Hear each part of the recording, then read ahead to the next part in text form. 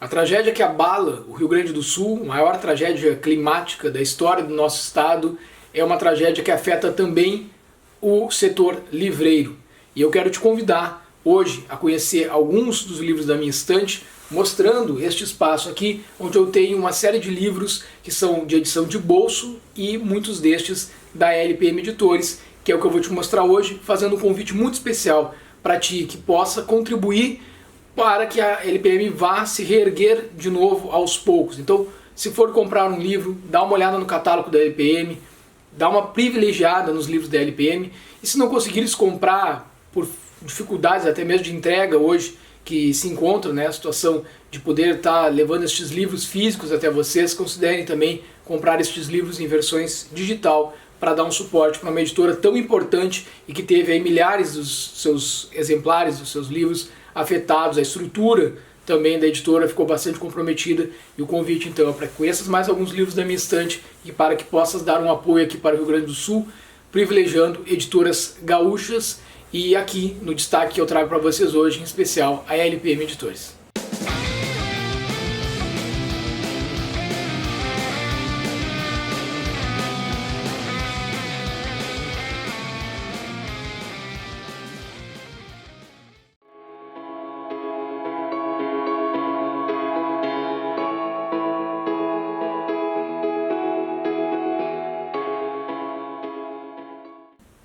Neste livro foram reunidas algumas das mais célebres criações do poeta português Fernando Pessoa. Temos poemas de Álvaro de Campos, Alberto Caeiro, Ricardo Reis, do próprio Fernando Pessoa, além de poesias coligidas de 1919 até 1935, quadras ao gosto popular e poemas para Lili, que era a boneca de sua sobrinha Manuela.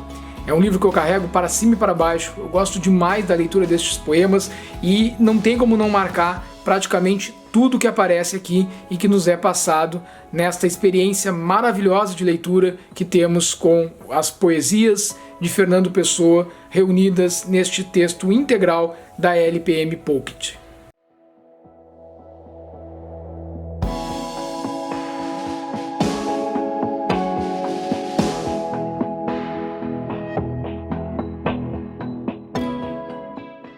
Primeiro contato que eu tive com a obra de Miguel de Cervantes, Don Quixote de la Mancha, foi nesta edição da LPM Editores, neste box com 2 volumes. O texto é integral, é uma edição mais em conta, ela é uma edição que nos permite ter acesso a esta grande obra, ela é bem mais acessível em termos de valores e não deixa nada a desejar em outras edições. Inclusive já mostrei uma outra que eu tenho aqui em casa, que fiz a leitura desta obra também. Então esta é a possibilidade de você, que não dispõe de muitos recursos, também poder fazer a leitura de Don Quixote de la Mancha. São 2 volumes, no primeiro os textos que foram escritos em 1605 e depois a continuidade em 1615. A gente acompanha a trajetória de Don Quixote, que ele teria perdido a razão de tanto ler livros de cavalaria e sai ao lado de Sancho Panza, seu fiel escudeiro, e também montado ali no Rocinante, seu cavalo, em busca de grandes aventuras e para salvar donzelas em perigo.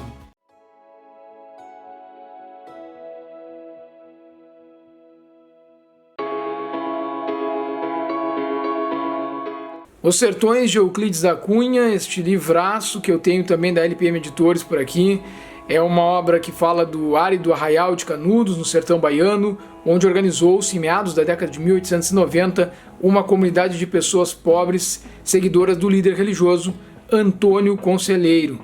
Estima-se que tenham chegado a 25 mil indivíduos. Era uma sociedade à margem do Estado baiano e da jovem República Brasileira. O descumprimento de pequenas leis e o descontentamento com questões relativas a impostos provocaram a ira do governo, que respondeu enviando tropas estaduais e a seguir federais para esmagar o povoado. Então aqui a fixação do texto e as notas são de Guto Leite e Homero Viseu Araújo, e a apresentação da obra é de Homero Viseu Araújo, Guto Leite e Luiz Augusto Fischer.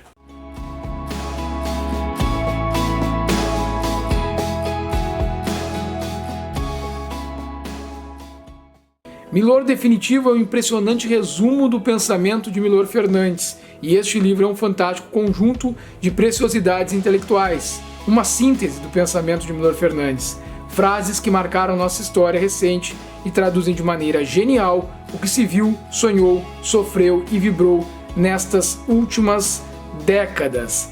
Livraço em texto integral, mas na edição Pocket do nosso querido Milor Fernandes, o Milor definitivo, a Bíblia do Caos, que eu também tenho por aqui.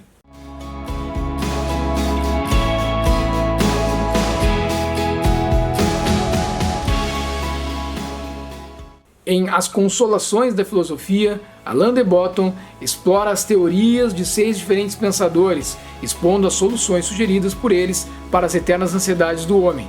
Sêneca explica como lidar com as frustrações da vida. Epicuro revela como viver bem apesar da falta de dinheiro. Nietzsche mostra como vencer as dificuldades e Schopenhauer como curar o coração partido. Sócrates demonstra como conviver com a impopularidade, enquanto Montaigne ensina que a inadequação nem sempre é algo negativo.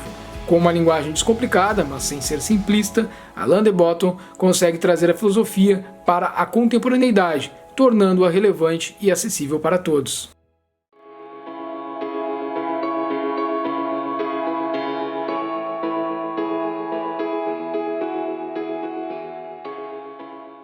De Caio Fernando Abreu, tenho aqui o livro Fragmentos, uma seleção de textos líricos e poderosos deste grande autor. É um livro que eu acabei comprando depois de perder o livro Ovo Apunhalado, que era a seleção que eu tinha dos livros do Caio Fernando Abreu.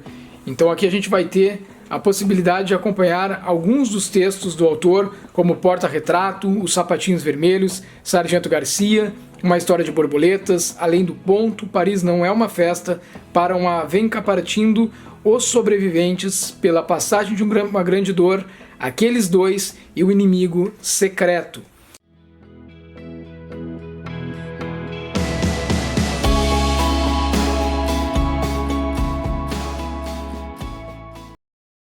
Este é um livro que eu acabei adquirindo ainda muito jovem, mas acabei lendo ele na época da faculdade, no trabalho que eu fiz para a universidade. Aos 18 anos de idade, Erich Maria Remarque conheceu as trincheiras alemãs da Primeira Guerra Mundial. Foi ferido em 3 ocasiões, saiu do conflito profundamente marcado e perplexo com a crueldade da guerra. Durante a década de 20, enfrentava a insônia carregada de fantasmas, tomando notas sobre os horrores que viveu no fronte. Os rascunhos formavam o núcleo de um romance. Publicado em livro no ano de 1929, Nada de Novo no Fronte firmou uma posição radicalmente pacifista em um mundo que ainda via a guerra como uma alternativa política e determinou o perfil antibelicista que habita a literatura ocidental até hoje. O protagonista é Paul, jovem alemão de família humilde que, como tantos da sua geração, deu ouvidos aos pais e professores, abandonou a escola e partiu para uma guerra que, conforme descobriria, não era a sua.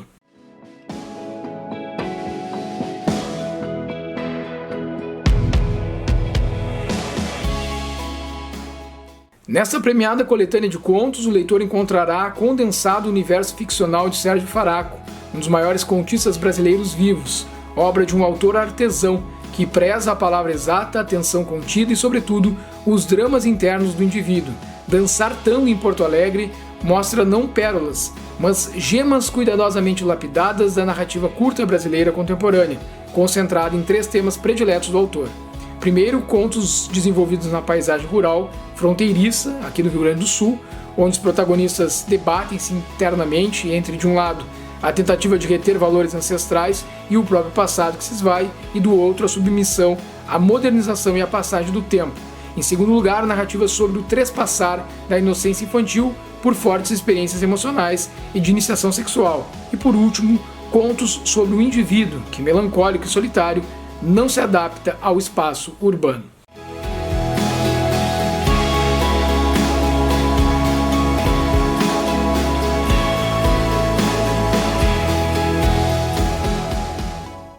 Nesta antologia, o leitor vai encontrar textos que trazem as mais ferinas, entusiasmadas e cômicas reflexões acerca do ofício do próprio Schopenhauer, isto é, o ato de pensar, a escrita, a leitura, a avaliação de obras de outras pessoas, o mundo erudito como um todo.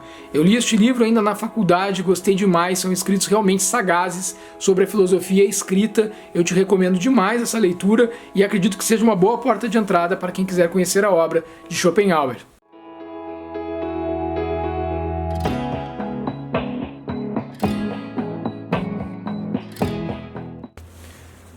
O livro de Jean-Paul Bebed's Economia Sem Palavras-Chave é um livro que vai falar a respeito de economia de uma forma bastante descomplicada. Inúmeras vezes, ao assistir o noticiário, ler o jornal ou até pedir informação num banco, a gente vai se deparar com um complicado universo dos termos econômicos, mas aqui a gente vai encontrar 100 expressões que é preciso conhecer para conviver um pouco melhor com a economia no mundo atual. Um mundo que está suscetível a mudanças repentinas e bruscas. Eu me utilizei muito desta enciclopédia aqui para poder ter contato com estes verbetes na época que eu fazia mestrado lá na Unicinos, em Porto Alegre, em Economia Política do Audiovisual. É isso então, até a próxima, tchau, tchau.